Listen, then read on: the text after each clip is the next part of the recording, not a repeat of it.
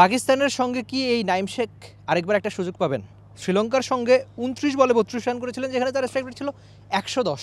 One day সিরিজেও দলে ছিলেন, টি20তেও দলে ছিলেন, তবে একটা ম্যাচই শ্রীলঙ্কা সফরে এই ওপেনার খেলেছিলেন। তবে ওপেনার বলছি বটে, তার ব্যাটিং পজিশন কিন্তু ছিল 4-এ।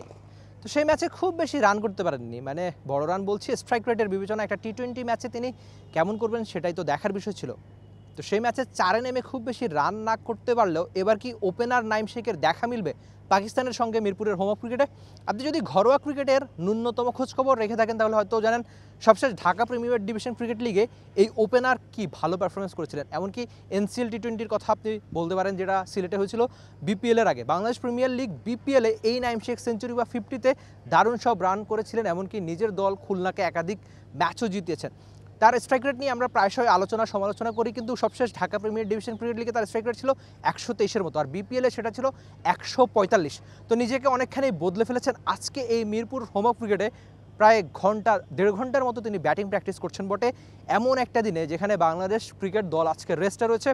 খুব বেশি ক্রিকেটার প্র্যাকটিস করেননি, আর শ্রীলঙ্কা থেকে ফিরে আজকেই তিনি আগের দিন ফিরেছেন বটে। আজকে পুরো বাংলাদেশ দলের প্র্যাকটিস করার কথা থাকলেও সেখানে বিশ্রাম কাটাচ্ছে পুরো বাংলাদেশ দল। কিন্তু নাইম শেখ এসেছেন, তিনি চেষ্টা করছেন বটে। সেই চেষ্টাটা কি, যে আরেকবার যদি তার সুযোগ আসে সেই সুযোগটা তিনি যেন কাজে লাগাতে পারেন। আমরা আমাদের ওপেনারদের কথা বলি না, যারা দারুণ টাচে রয়েছে, সেটা পারভেজ হোসেন ইমন বা আপনি তানজিদ তামিমের কথা বলতে পারেন, যিনি ছক্কা বৃষ্টিতে শ্রীলঙ্কার সঙ্গে বাংলাদেশকে তৃতীয় টি20 ম্যাচ জিতিয়েছেন। তবে আপাতত গল্প তো হচ্ছে নাইম শেখের। আপনি নাইম শেখের কথা বলতে পারেন, যিনি কিনা ঢাকা প্রিমিয়ার ডিভিশন ক্রিকেট লিগে বেশ ভালো একটা স্টার্ট পেয়েছেন, যদিও তার দল প্রাইম ব্যাংক ব্যর্থ হয়েছে বটে, কিন্তু এনসিএল টি20 সর্বোচ্চ রান ছিলেন। তারপর ঢাকা বিপিএলের খুব বেশি ভালো পারফরমেন্স তিনি করেছেন। সবচেয়ে আলোচিত ব্যাপার হচ্ছে তার স্ট্রাইক রেট।